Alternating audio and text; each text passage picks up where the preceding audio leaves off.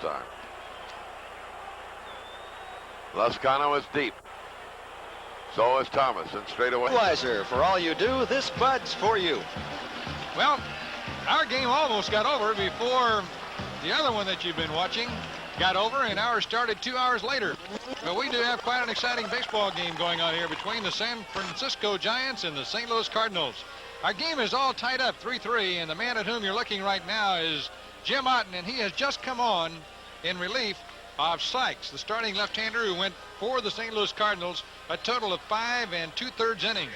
The Giants of San Francisco would be leading had it not been for a sensational play just a few minutes ago. With pinch hitter Joe Strain at the plate, he dumps the ball out into right field, and with Johnny LeMaster running from second base, watch this play from George Hendrick, the right fielder, to Ted Simmons, the catcher, out at the plate. And Wes Parker, you can't open a telecast with a better play than that one. The throw came in all the way in the air, and everyone knows that George Hendrick has just enormous ability. It's a question of whether he's going to use it or not.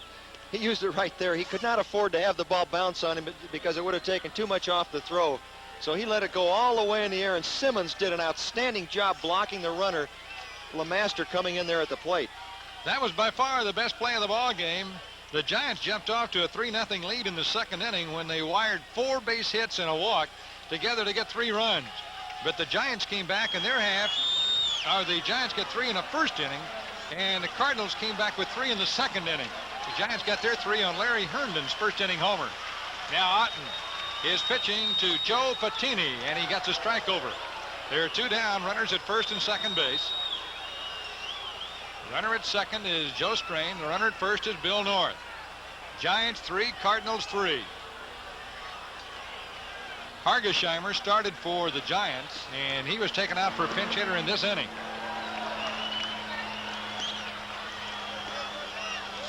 Well, we coming on here sort of in the middle of a night, it appears.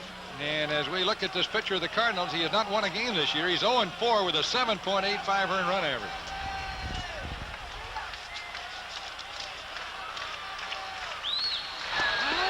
That's low. It's been a strange game, Monty, because it started out like it was going to be a real slugfest. The Giants got 3 runs in the bottom half of the first inning on a home run by Larry Herndon with 2 on. Then the Cardinals came right back. Their first 5 hitters in the second inning all got on base. They scored 3 to tie, and that's been it. No runs since then.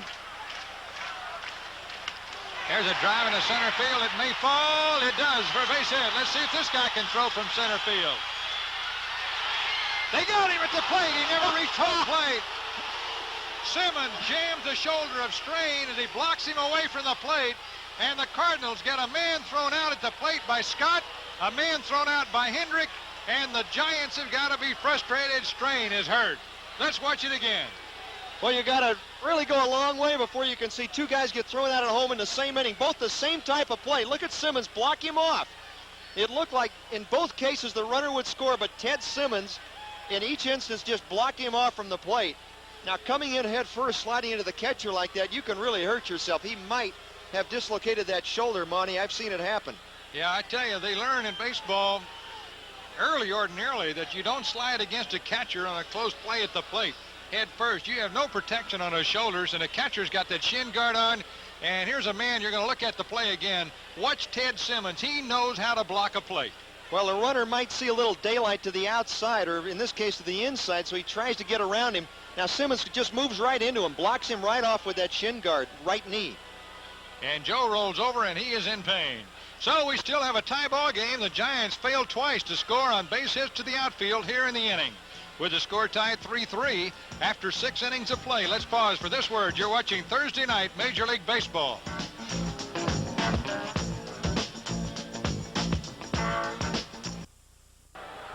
Hello once again, everybody. I'm Monty Moore, and working with us as usual is Wes Parker, former Dodger great, and now our broadcast partner every week. Well, Wes, we've been sitting here in cold Candlestick. I know there are people around the country saying, cold, how can it be cold anywhere? Well, it's plenty cold here, but we saw some hot action that last inning. I really can't recall the last time I've seen 2 runners in a row thrown out at home plate on base hits where I thought they should have scored because neither ball was hit hard. And Simmons, you really have to give a lot of credit to him. He had that plate block in both instances. And the thing that you have to realize is that in order for a catcher to get that kind of a block on a plate, he's got to get a ball he can handle from the outfield. And Hendrick threw his all the way on the fly, and Scott threw it on one straight hop. And it was just 2 great throws. Wes, you've played a lot of baseball in this ballpark, and you and I are going to be talking about it a little bit. We've already seen 2 pop fly balls dropped tonight, one by the first baseman, one by the catcher. The winds are just treacherous here. It's very, very difficult. Even though you think you've got the wind figured out, it'll swirl on you, and sometimes you forget about it or you overreact to a ball and try to be too careful or too cautious or whatever. Very, very difficult to play when the wind is blowing as it is right now. We're going to say the new pitcher for the San Francisco Giants now, that's Gary Lavelle. Al Hargesheimer, who had gone undefeated in his early starts with the Giants. He'd just been up with them. He's 2-0. Started and pitched pretty well here tonight for 6 innings. Gave up 7 hits and 3 runs, walked 2, struck out 3. But here is one of the Giant mainstays, and that is Gary Lavelle, a reliever who's won 3 and lost 5. And here we go. And the first man he faces is a pinch hitter for the St. Louis Cardinals as we start off this inning. This is Keith Smith.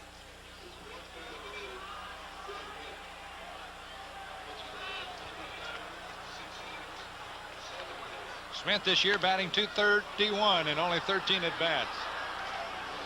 The Cardinals under the management of Whitey Herzog now, and the Giants under the management of a guy who has really done a very fine job, Dave Bristol. Wherever he's gone, he's had a very tough year this year, believe me. Tonight, for instance, the Giants had a lineup made up with Mike Ivey at first base. He's the guy who'd quit in the middle of the season, and there's a line shot into center field, a base hit for Smith. To give you the kind of an idea of the kind of a year that Dave Bristol's had managing the Giants, they had Mike Ivey to start the season, and all of a sudden he got very disenchanted with baseball and the people in it apparently, and just left and went back home. Well, Willie McCovey retired just a few days later, and Willie personally went on the phone and, working out of the Giants front office, talked Ivey into coming back. He's been playing some for the Giants, but tonight he was in the lineup, and before the ball game, he just told him, I can't go out on the field. And nobody knows why. Here's the ball bunted foul by Tony Scott, the center fielder, who's 0 for 3 tonight. So they had to change their whole lineup around. The Giants had Evans, their regular third baseman, is in at first now. Patini, who was going to be in at shortstop, had to move to third, and Lemaster, who was on the bench, moved to short. Kind of incredible what's been going on there at first base. You know, when Willie McCovey announced his retirement, he said part of the reason was because of a fellow named Rich Murray, a good-looking rookie. Well, now he's hurting out for the season. Gary Lavelle throwing that baseball hard. Tony Scott is up there. We are a tie game in the 7th inning. A sacrifice bunt type situation if you ever saw one, and Whitey Herzog plays that way. And here goes the bunt. And it's a beauty. Evans has got it. Over to Stennett, covering it first for the forced play there. The sacrifice works, and now the Cardinals are going to have a couple of shots at driving in the go-ahead run. Well, you were talking about Mike Ivey, who's really a very sensitive young man and an excellent ball player, and I don't think he knows right now whether he wants to take advantage of his talent and continue playing, or whether out of his sensitivity he just wants to retire and spend more time with his family. A lot of players go through that, and right now I think he's just in that in-between stage where he's not sure what he wants to do. Well, it's really been an unbelievable career that he's had. He was with the San Diego Padres, one of the highest regarded young players in all of baseball, and they wanted to make a catcher out of him, and he just said he wouldn't want to be a catcher, that's all. That's right. He was the #1 draft in 1970 in the country, not just for San Diego. And he's hit a lot of home runs, and he's hit some big home runs here in San Francisco, and it appeared he had found a place to play, but I think you have to travel the major league circuit to understand some of the things that these guys go through.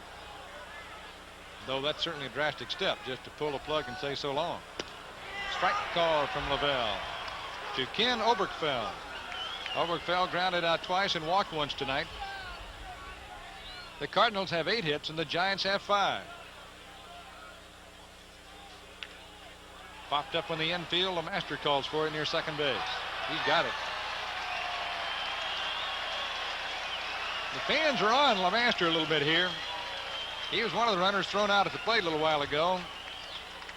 But I don't know what might be the reason they're on him, but fans here in San Francisco are on him a little bit. Monty, I know what it is. I've been up here for a couple of days, and apparently the people around here feel that he's been making too many errors out there at shortstop and just has not been playing the kind of ball that they were hoping he would. Of course, Roger Metzger, who he platooned with last year, had that accident over the winter, a saw taking the tips of 4 fingers off his throwing hand, so he hasn't been able to play. Metzger has only batted 24 times all year, so it's all fallen on LeMaster's shoulders. First pitch is outside the ball. We have 2 down. Runner at second. Here's Leon Durham, one of the fine young players in baseball today. It's a bouncer to the third baseman, and Patini throws him out. No runs ahead and a man left for the Cardinals in the 7th inning. And the score remains all tied at 3-3. We'll be back in 90 seconds after this word from your local station. Had things in gear pretty well up until about a week ago, when in a game against the Los Angeles Dodgers, Gary Templeton, their leading hitter and probably their hottest hitter at the time, dove into first base and fractured his right thumb, and he is unable to play now. He is going to be out for about a month. Gary Templeton, who was leading the National League in hitting, still is, and undoubtedly will still have a chance to win the batting title when he comes off the disabled list in about a month. But that was a tremendous blow to this ball club. The Cardinals were just starting to get some momentum.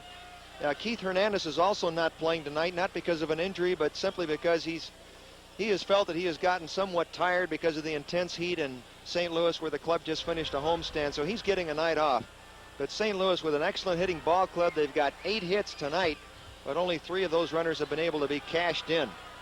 We'll have to see what happens, though. They're going to really miss Templeton, I think. Well, there's another player who's one of the really exciting players to watch in Major League Baseball, who's on the disabled list for the Cardinals. That's Bobby Bonds, who made his greatest appearances in the big leagues right here in this ballpark for the Giants, and just finally was run away from town. But the Cardinals have some really great players.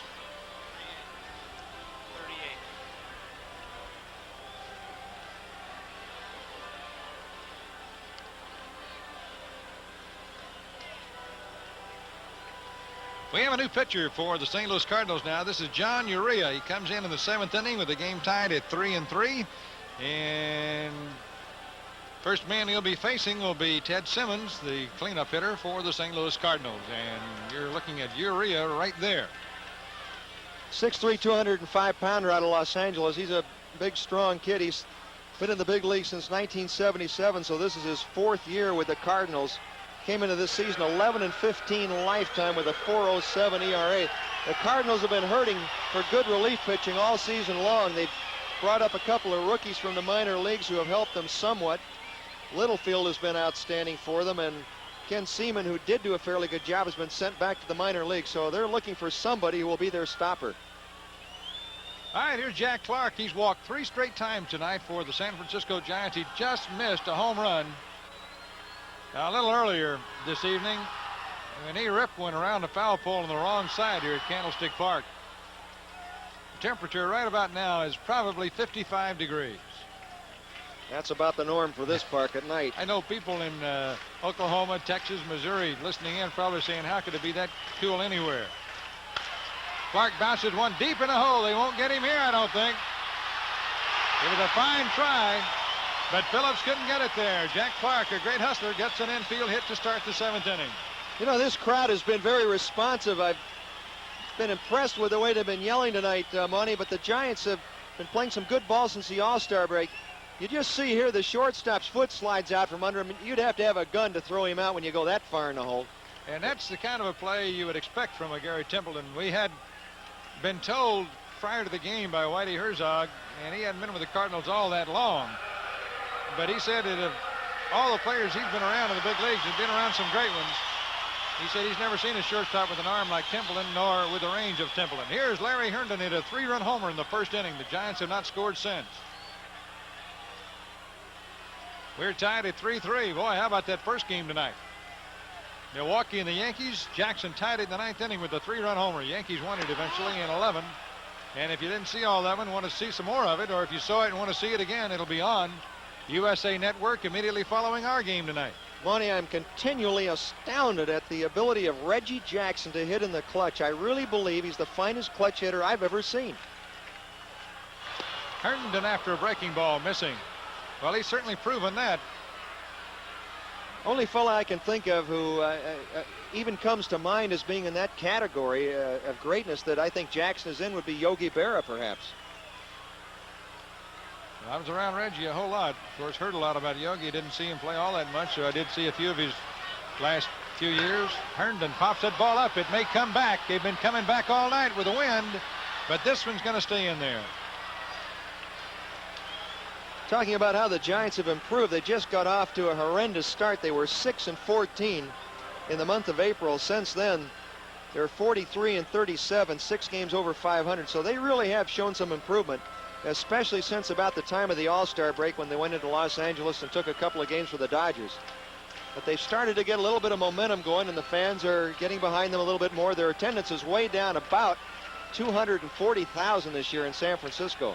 And that's a lot. You translate that into $5 a ticket or so, and you can see how much money they're down. Plus, put all the hot dogs and things like that 240,000 people would have bought. Nobody down. Herndon hits the ball in the air to left field. Orge drifts a little bit with the wind and makes the catch, and there's one out. 7th inning, tie game 3-3. Monty Moore along with Wes Parker. Nice to have you with us tonight for our USA doubleheader Major League Baseball. Next Thursday night, we'll have 2 American League games that ought to be dandies. Have the Kansas City Royals. Now, wait a minute. Let me double check that. I know we have Wes and I will be doing the California Angels. I've got to look at my schedule. I shouldn't have brought this up right now, should I? I had it in my hand a minute ago. Where is our producer when we need him? There's a strike. He's looking for his, too. He had it in his hand a minute ago. Well, we'll make a big climactic thing out of it. Milwaukee at Boston. That's the first game. Next week, and there's a drive to left field. Base hit for Darrell Evans. That's going into the corner. Clark's going to stop at third base. Now there's some big league hitting right there. Evans went right with a pitch.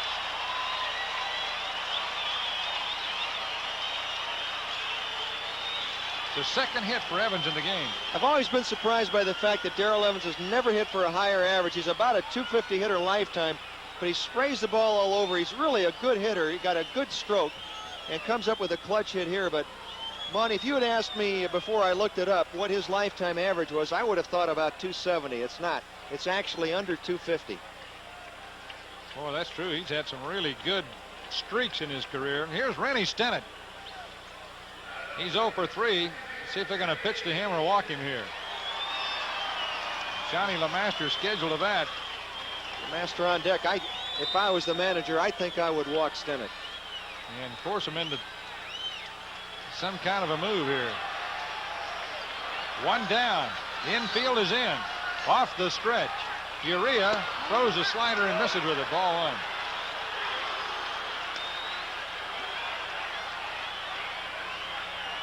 Stennett, you might remember, the only baseball player in modern history to go 7 for 7 in a 9-inning ball game. He did that in Chicago about 4 years ago.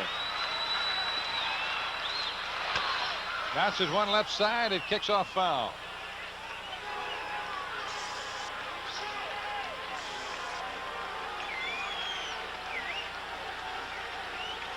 After this batter, we'll let you know for sure what we're going to be doing next Thursday night. We know now.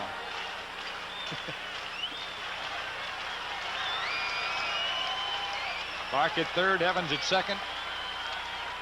Stennett takes a fastball and knocks him off the plate. This guy looks a little bit like Mike Therese, the Boston Red Sox, who pitched for the Cardinals for a long time. A little bit. Not as big, but in facial expressions, he really looks like him. Stennett just wants to hit one through that drawn-in infield somewhere. He waited on that breaking ball, sort of hung in there and fouled it away. He really hung in there. He was leaning back, trying to get out of the way of it. Giants need to score right here, Monty. They've left 5 men on in the last 2 innings. If they left 2 more, that would be pretty discouraging. Next Thursday night, Milwaukee at Boston, and that's at 7:30 Eastern time, and Minnesota at California. Tell you, there could be some runs scored in that Milwaukee-Boston game. Fenway Park, 7:30 next Thursday night. USA's first game of the doubleheader. Stennett bangs one. Fair ball. Down into the corner. That's going to be good for 2 runs. Kenny Reach, the third baseman of the Cardinals, might have gotten totally blocked off there. He didn't really make a big move for that ball. Maybe it was by him too soon. He did not react to the ball quickly. You're right about that. As to why, I'm not sure. Stennett hits it fairly hard. It's not a shot, but he was pretty far from the bag, it looks like, Monty. And it was just barely fair, so he just hit it right where he wasn't. A clutch hit for Rennie Stennett. And I go back to what I said before he even came up to the plate, Monty. I think I would have walked him. There's a new way of shaking hands in the big leagues. Handshakes of Major League Baseball players. You could do a history on it, on the progression of it. They're always thinking up new ways. Now here's Johnny LeMaster. He just swung right through a fastball. Well, you know, the baseball players don't have a chance to spike the ball like the football players. Remember all those different ways they were spiking? Yeah. Who was the big tight end for one team that shook the football like it was dice and then rolled it out in the end zone? That's the one I like. LeMaster trying to bunt his way on. He had reached the third baseman, playing very deep. Had he have gotten that down, he might have had a hit right there. LeMaster 0 for 2 tonight with a walk. The Cardinals saved the game for themselves in the 6th inning for a while anyway, with 2 sensational throws from the outfield and very aggressive blocks of home plate by veteran catcher Ted Simmons. Ooh, breaking ball almost had him.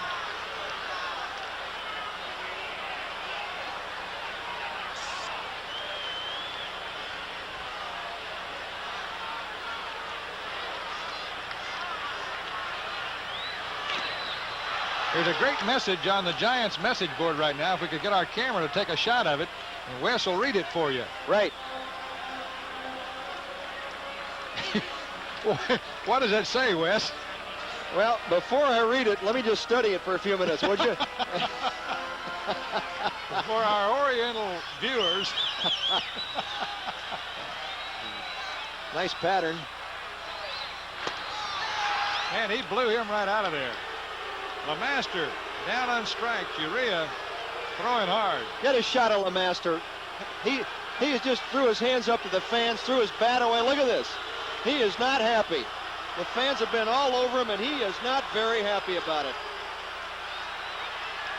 Well, that's not helping his own cause either when he's urging them on like that. Boy, I know his folks are walking down in Paintsville, Kentucky. That's about 100 miles from Lexington, and hang in there, folks. Give him a call tonight if you can. I'll bet he could use it.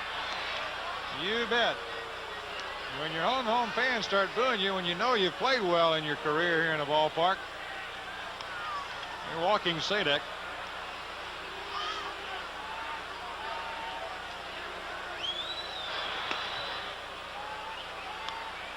And we're going to have Lavelle batting next for the Giants. I'd mention that Sadek just came off the disabled list tonight, Monty. He's in the game for the first time in 3 weeks to a month. And Milt May, who was the Giants catcher, has gotten hurt about a week ago, and now he has gone on to the disabled list. So the Giants have really had their troubles with injuries, especially to their pitchers and catchers. Coming on is Gary Lavelle, who stands to win the game if he can hold them off for a couple innings. Out in the St. Louis Cardinal bullpen right now, a great salute to the geriatric set of baseball is warming up. Jim Cott, 40-year-older.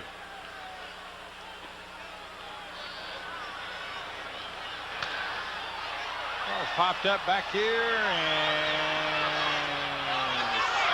out of play. The Giants with 2 runs here in the 7th inning. They've had 3 hits. Jack Clark started it. Evans and Stennett doubled. Stennett's double knocked in 2.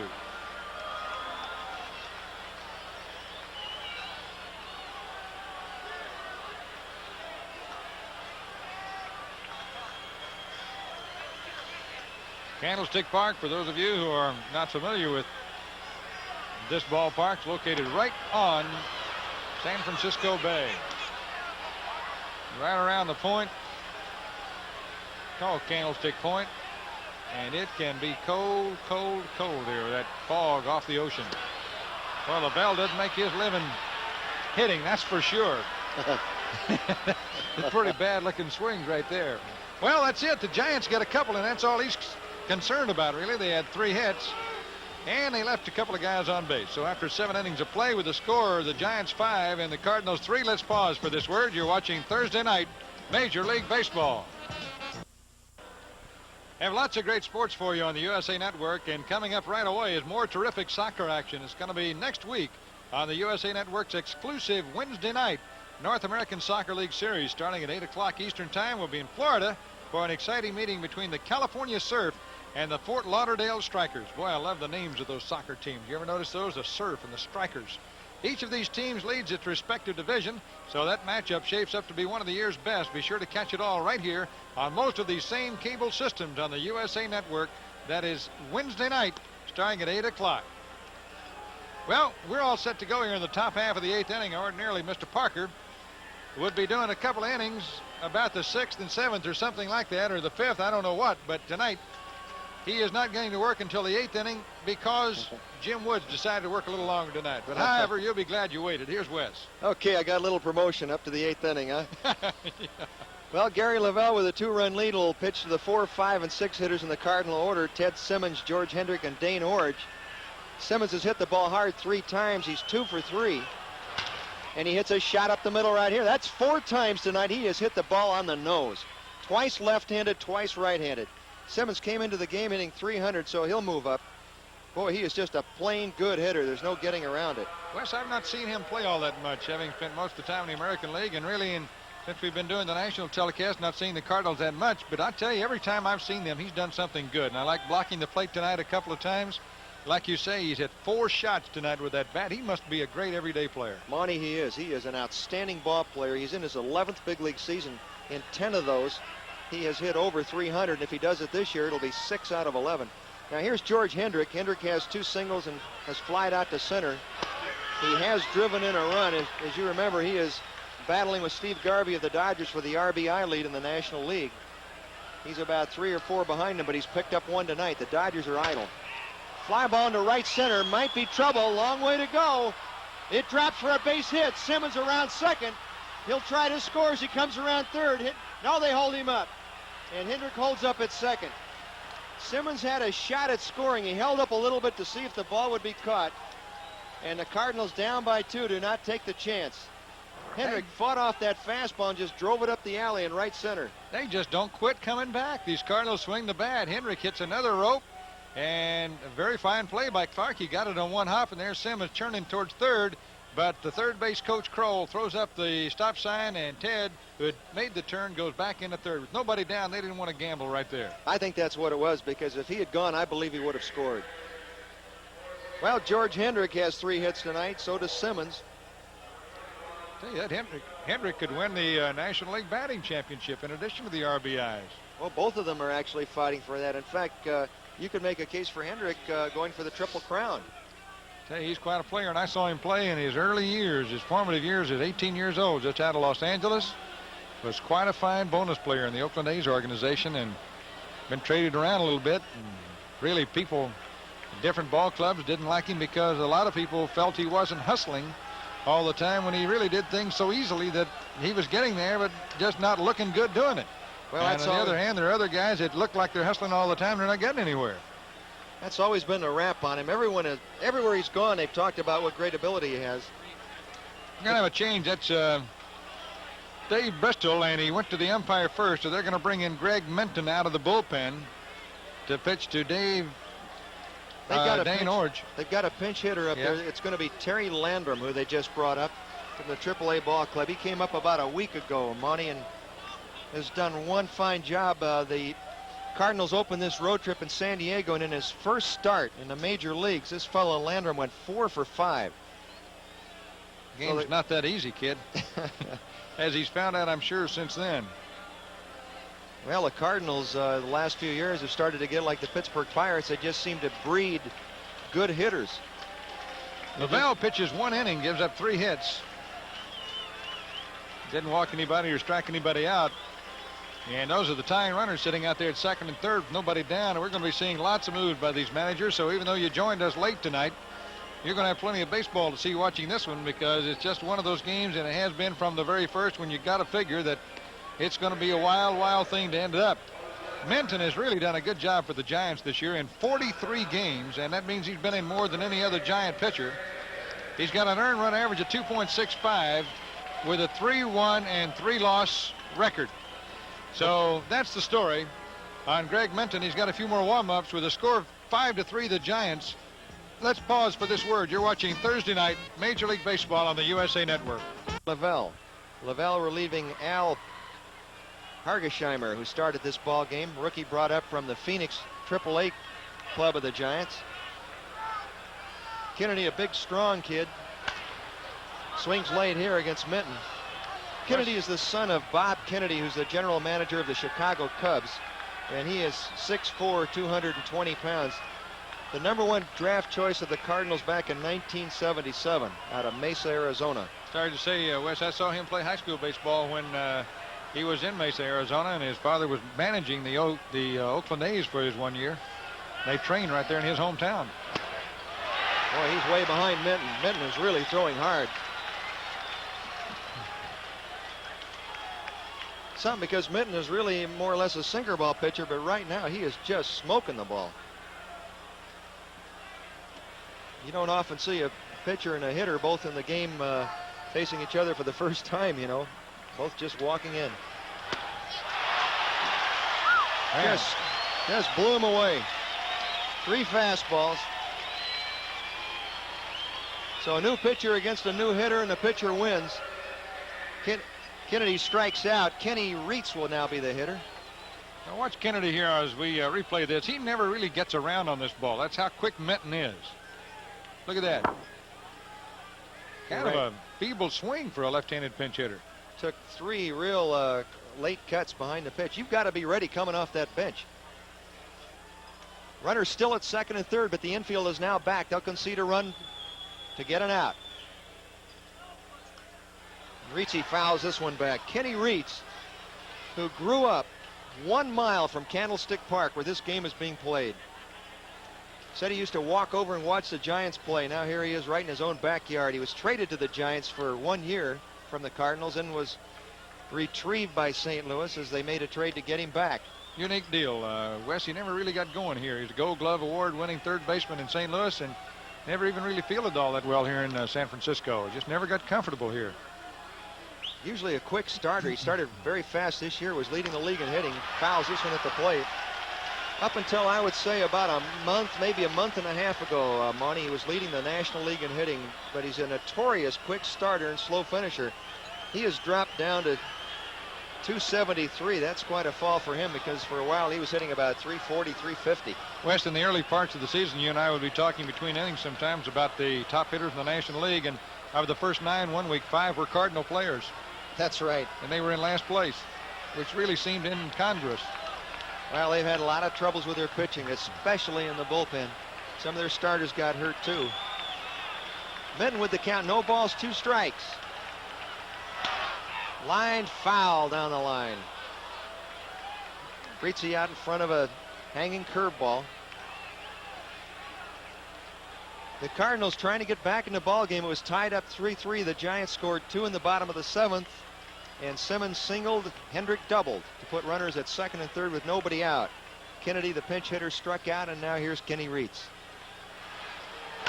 Fastball chopped up the middle. Simmons will score. LeMaster throws out Reitz, so it's 5-4. Hendrick moved over to third on the play, so with 2 outs, he is hoping somebody will get him home. Hey, Reitz didn't have a very good cut at that ball. He was kind of backing away and just got enough wood on it to bounce it out over the pitcher's mound. Looked like a breaking ball that went down and away from him, and he was just really trying to make contact. With a runner at third and the infield back, you know you can get that man in by just hitting the ball somewhere. Here's Mike Phillips. Phillips playing shortstop in place of the injured Gary Templeton. And tonight he has 2 hits. He singled his first 2 times up. Popped out to left field, so he was 2 for 3. Cardinals with 10 hits so far in this game. Boy, their averages just keep staying right up there, don't they? They as a team are leading the National League in hitting. They've been hitting close to 280 almost the entire season.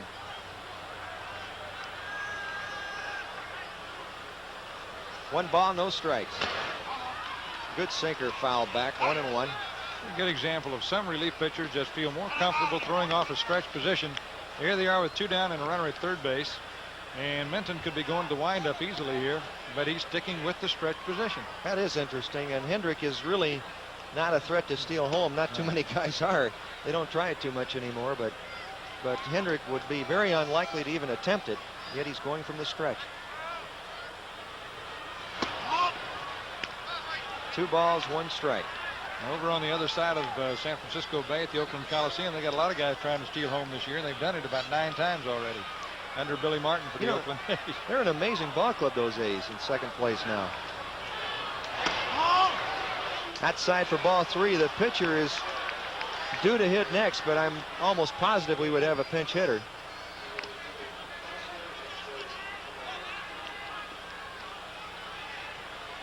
Three balls, 1 strike, 2 outs here in the top of the 8th inning with the Giants leading 5-4. Phillips the hitter. Chops one down to first. That's Darrell Evans. He'll feed the pitcher.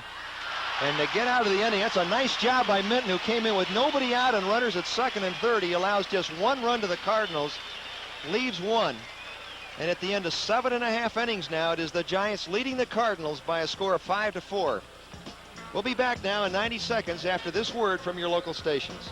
In the last half of the first inning, the Giants against Bob Sykes, who had started for St. Louis. Sykes came in with a record of 4 wins and 8 losses. He walked the leadoff man in the first inning. It was Billy North, but they forced him at second base when Joe Patini hit into a force out. Then Jack Clark got a walk, and with 2 men on base, Larry Herndon hit his 7th home run of the year. It represented the most home runs he's ever hit in one season with the San Francisco Giants, and that got the Giants a 3-0 lead. It was very short-lived. Al Hargesheimer, who had not lost a game in 2 starts for the Giants after coming up to the minor leagues, gave up a leadoff double to Ted Simmons, a single to George Hendrick to drive in a run. Then Dane Orge walked to put 2 men on, and Kenny Reitz got a base hit to drive in another run, and right behind him Mike Phillipson got a base hit, and the Cardinals had 3 runs and tied the ball game, and it stayed that way until the 7th inning. Then you joined us, so you have pretty much seen the highlights of the ball game. In the 1 inning, you got here just in time to see 2 sensational throws from the outfield, which have been easily the highlights defensively of the game. Johnny LeMaster thrown out at home, and then right behind him, Al Strain thrown out at home.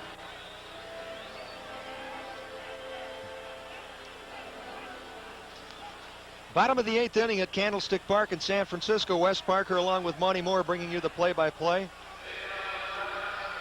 And the Giants lead at 5-4. Billy North, the leadoff hitter for the Giants, will start things off here. Billy, a good experienced ball player coming over from the Oakland A's, played for a while with the Los Angeles Dodgers. In this ball game, he is 1 for 2. He is lined out to left field, walked, singled, and walked again. So he's been on base 3 out of his 4 times at the plate. Wes, he's one of the best leadoff men I've seen in Major League Baseball. He's one of the very few people in modern Major League Baseball who will look for a walk. He was telling me before the game tonight, as a matter of fact, he said, I'm not hitting much, but look at my walks. He said, I'm proud of those. You know, you're right. Not too many players think about that anymore, but especially a leadoff hitter should be very, very aware of his on-base average, and those walks sure help. Oh, man, you got some little guys like Campaneris and Patek and those guys. You just can't walk those guys for some reason, but here's a Billy North. He knows that's as important as anything. 3 balls, 1 strike to Billy North. See if he takes this one.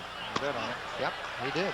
That's his 2nd walk, his 3rd walk in this game tonight. So he's on, and he's such a great base runner. He is the leading base burglar for the Giants and the greatest in their history, as a matter of fact. He's got 33 this year, has been caught only 12 times. He's always had over 50 for the Giants. 33 out of 45, so he's right around a 75% mark as a stolen base man. This is Joe Patini. Patini playing 3rd base tonight. As Monty already mentioned, he was scheduled to play shortstop, but when Mike Ivey couldn't make it, They switched it around, moved Darrell Evans from third to first, Patini to third, and brought in LeMaster to play short. Now the Giants will try to nurse him around. Patini undoubtedly with the sacrifice bunt. He's been safe on a fielder's choice, struck out, sacrificed already, and singled. Nice bunt down to Durham, the first baseman, playing in place of Hernandez, and he throws it by the second baseman, and the runners will wind up at second and third. It looked like a good enough throw, but for some reason Oberkfell could not handle it. I don't know who's going to get the error. We'll just wait and see. I thought it was a good enough throw to catch. I did too, Wes. I don't know what happened. I tell you, Oberkfell's had a tough night everywhere in the field tonight. Now watch this throw. It might have been a little bit low here. I don't know what happened to that throw. Boy, I don't either. Right there. I still think it's and it is ruled an error on the second baseman. That's the way I would have done it. But the Giants have a golden opportunity to add to their lead. Jack Clark will get an intentional walk. 4 times he's walked tonight, Wes. This guy, well, this is a total now of 10 walks Giant batters have received from Cardinal pitchers. Jack Clark walked his first 3 times up, then singled, and now is getting his 4th walk. Boy, that's something. He's the one guy the Giants have. You look at their lineup. He's the one guy they have that might hit the ball out of the ballpark. They don't have anybody else that you could call thunder. Of course, this is the kind of situation right here that you would expect anyway. That left-hander, Jim Cott, wearing his old number 36. He's worn that through 2 leagues. And John Littlefield, the right-hander, number 50. Now here's an old teammate of mine, Claude Osteen. You remember he pitched for the Dodgers after coming over from Washington. He is now the pitching coach for the Cardinals. He's going to go out there and have a little chat with his pitcher here, James Otten. This is Otten's first year in the major leagues, or at least in the National League. He played for the White Sox back in 74, 75, and 6. This is Urea. You're right. I'm thinking of a previous pitcher. This is Urea. Otten came and left in a hurry. Boy, they've been doing that tonight, in the last few innings anyway. So Osteen talking to Urea. Now the stage is set for Larry Herndon. He could be really a hero tonight. He's already driven in 3 of the Giants' runs. And jackpot is loaded again. Herndon with a 3-run home run back in the first inning after a couple of walks, 1 to North and 1 to Clark, as we already mentioned. After that, he was safe on a fielder's choice, safe on an error, and flied out to left. He is 1 for 4. Line drive to right field. Base hit. Hendrick fires it in. 1 run will score. The other runners will hold. The bases will remain loaded. The Giants lead 6 to 4. Boy, I want to tell you something. George Hendrick made an unbelievable play, and it's hard for me to believe the runner from second didn't score. This ball is right down the line, and Hendrick actually feels the ball in a hop going away. Now, you tell me a guy couldn't score from second. 1, 2, 3, 4, 5, 6 steps he took before he threw the ball. But with nobody down, the Giants figured they still got 3 outs left, so they're not going to take any more chances. And Whitey Herzog's not going to take any more from Urea. He's going to go to the veteran left-hander, Jim Cott.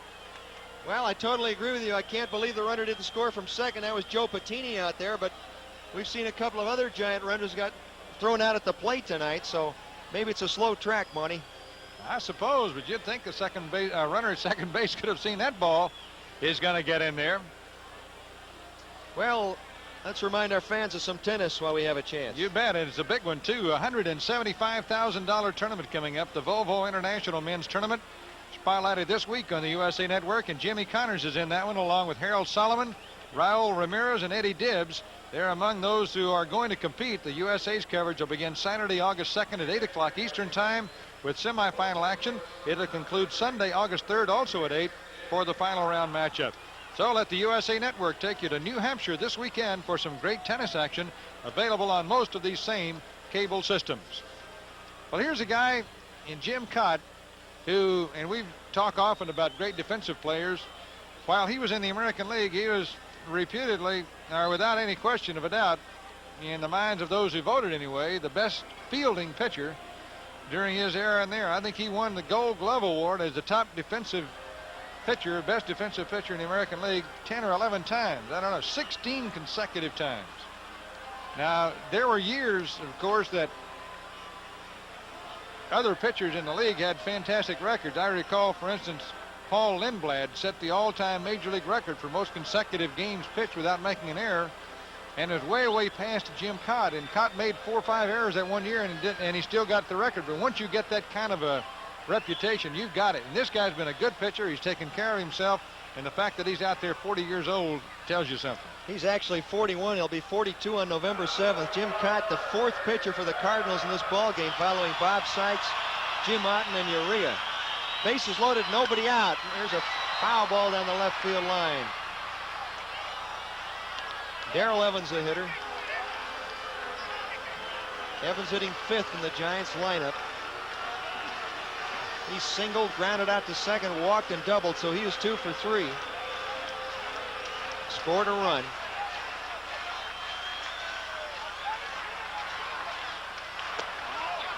Just outside for a ball. Cott has won 20 games or more 3 times in his career. He did it once with Minnesota. Then after being traded to the White Sox, he won 21 and 20 games in 74 and 5.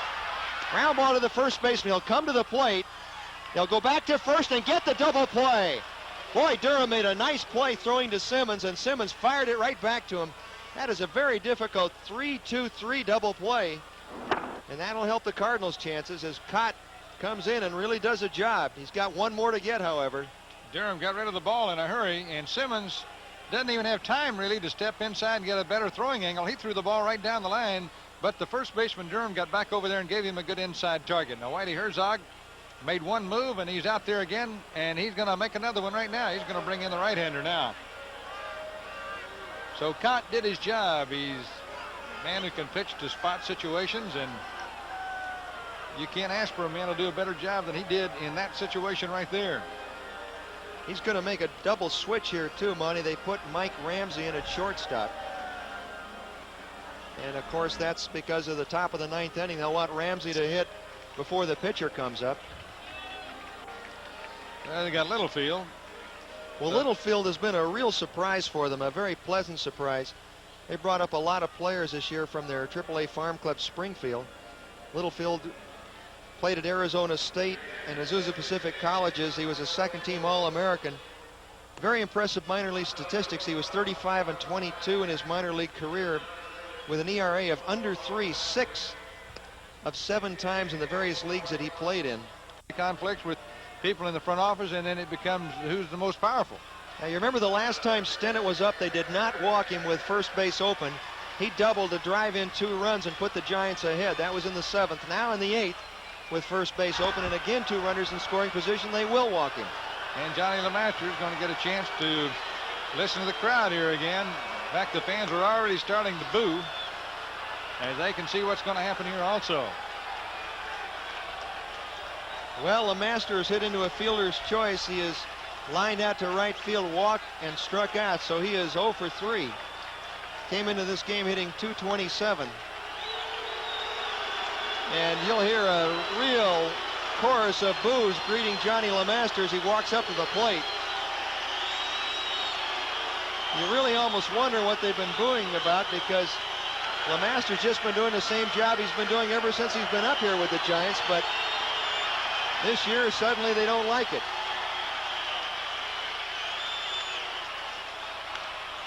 Fouls one at the plate. There are 2 outs.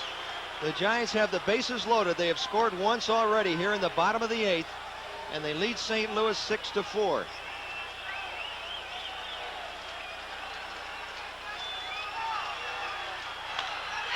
Line drive right at Reitz.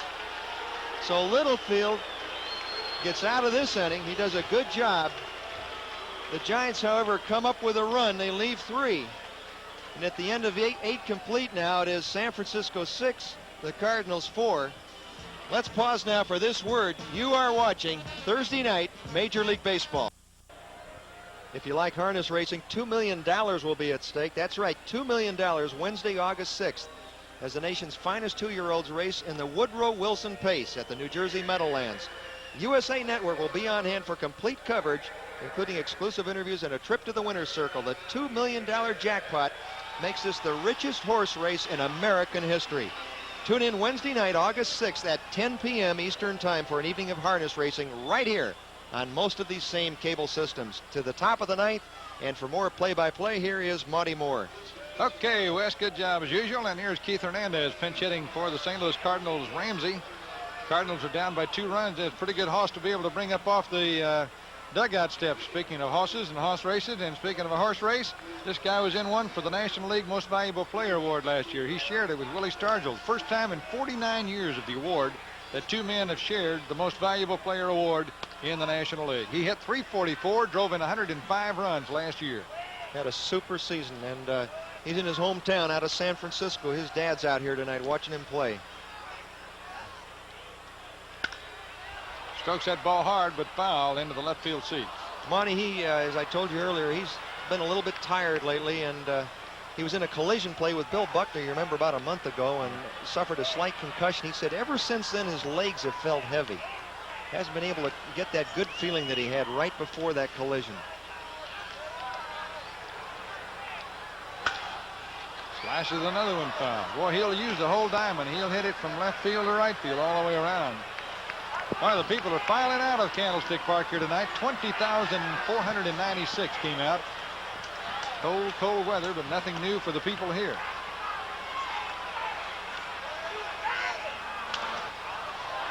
Fouls off another one. He came off that bench swinging the bat. Griffin is the right-hander, and Holland the left-hander for the Giants.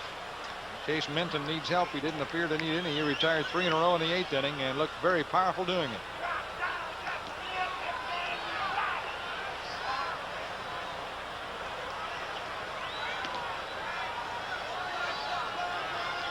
Keith Hernandez of the Cardinals. Boy, when they've got all their players in the lineup, they are tough. He's hitting .319 this year. He took a close one right there. Oh, did he ever. Umpire's feet are not as cold as mine, or he'd been out right now. Real close pitch.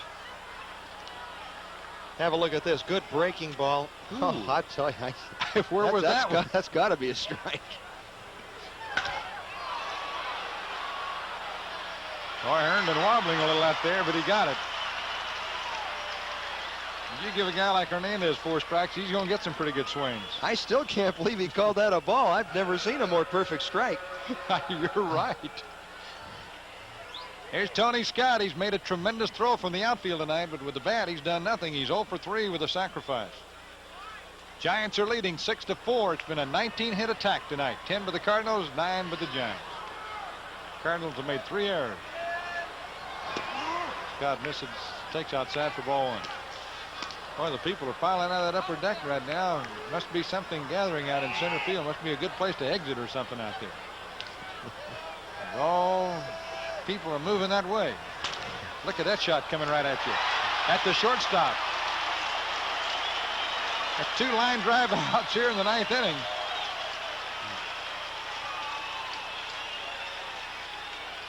And here's the Cardinals' second baseman, Ken Oberkfell. He is 0 for 3 with a walk tonight. Earlier tonight, the New York Yankees beat the Milwaukee Brewers by 1 run, 7-6 in 11 innings. And you'll be able to see that game in its entirety following this one. Strike call. If you stay up till the 9th inning to watch it, you'll see a very dramatic moment. The Yankees were down by 3. Pitch is low for a ball.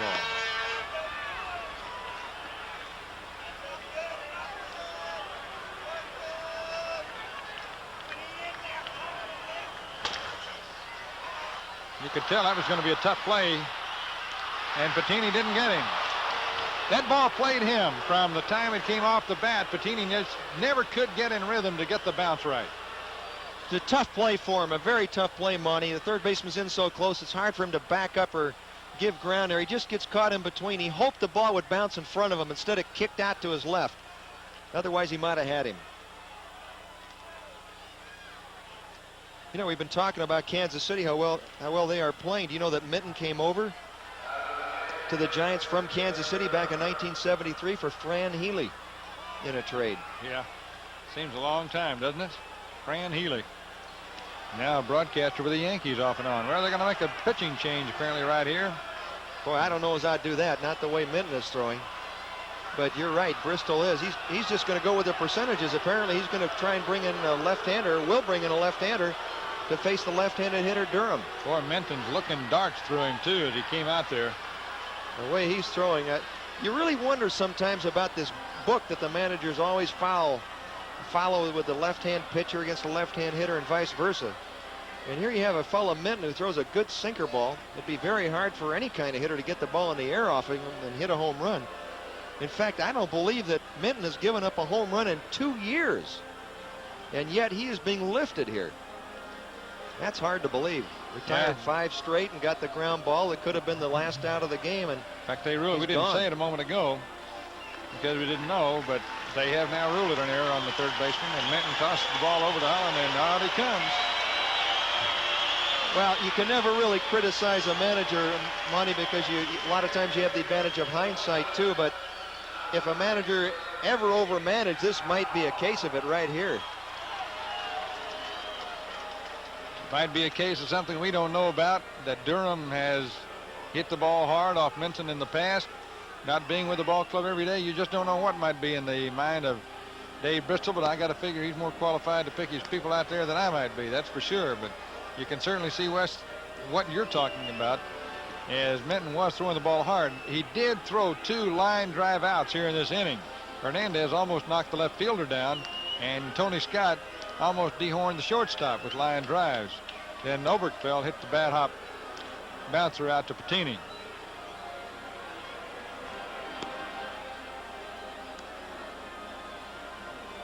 So it's a 6-4 ball game. Other scores tonight, we mentioned the Yankees beat Milwaukee. Texas beat the Baltimore Orioles 7-4. Kansas City bombed Boston 13-3. And Detroit bombed the California Angels 15-6. The Angels have got to look like Berlin in World War II, the way they've been bombed so much this year. Boy, their pitching staff has been demolished. They were doing pretty well. They had beaten Detroit 3 straight games and were threatening to sweep that series. That's probably been the high point of the year, winning 3 in a row on the road. And then coming back down tonight, they did get home runs from Carney Lansford and Don Baylor, the Angels did. And the Tigers from Kemp. Wilcox was the winner, and Ossie the loser. Ossie's 5 wins and 13 losses for the Angels this year. All right, here's Leon Durham. With the man on, Durham carries a potential tying run of the game right here.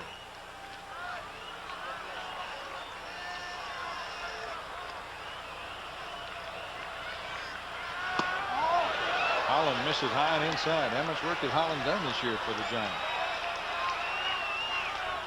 Well, his record 3-2, his earned run average 1.15. He's been tough. Pretty good. Very good. Dave Durham had a good cut at a left-handed pitch right there. I bet he did. Fastball, it was up, and he had a heck of a rip. Doesn't look like Holland's a sinker ball pitcher, so he would certainly be more likely to give up a home run, I would think, than Minton would have been.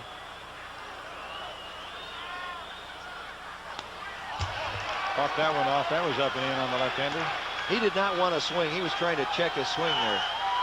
If you've ever seen a guy set up for a curveball down and away, it's this one right here. You got it. Here's a replay of the previous pitch. Durham just trying to check his swing. The ball sailed up on him, and he realized it was a ball but could not hold up. Giant fans smelling a kill here now. They're only 2 games under 500. They win this one. They're just a game under 500. That's got to be a balk right there. And there the umpire signaling it. You're right.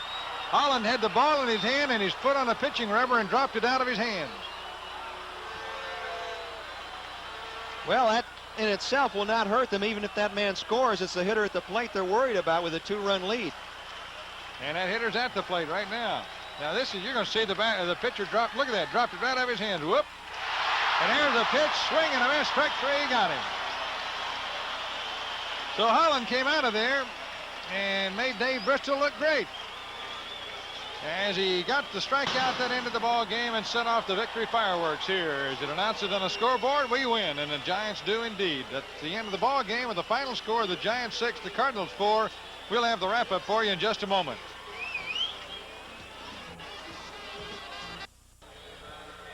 Well, here's the line score for tonight's ball game. For the winning San Francisco Giants, 6 runs, 9 hits, and 1 error. For the losing St. Louis Cardinals, 4 runs, 10 hits. They made 3 errors. Actually, the Giants made 2 errors. There was another recorded later in the game. The winning pitcher was Lavelle. He's 4-5, and the loser is Urea, 3-1. Holland gets credit for a save. We'll be back to wrap up some other Major League scores for you in 90 seconds after this word from your local stations. Well, here, Wes Parker, we've seen a ball game on a cold night in Candlestick Park, but the excitement of the game went right down to the very last out. We had a pretty good finish and some good defensive plays in the game.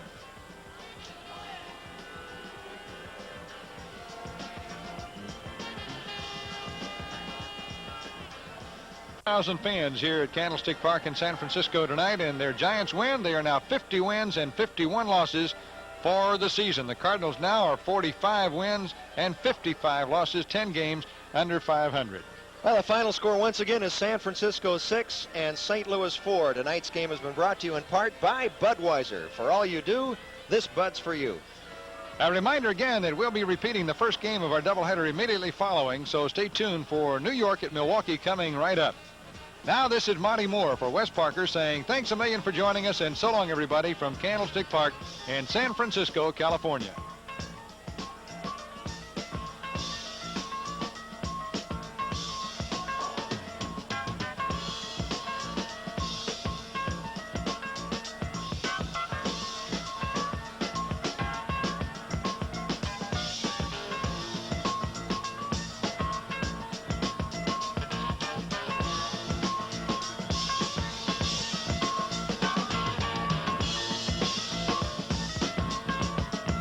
Facilities for tonight's game provided by the Hughes Television Network. Putting more than $20 million into research this year, but that's not enough.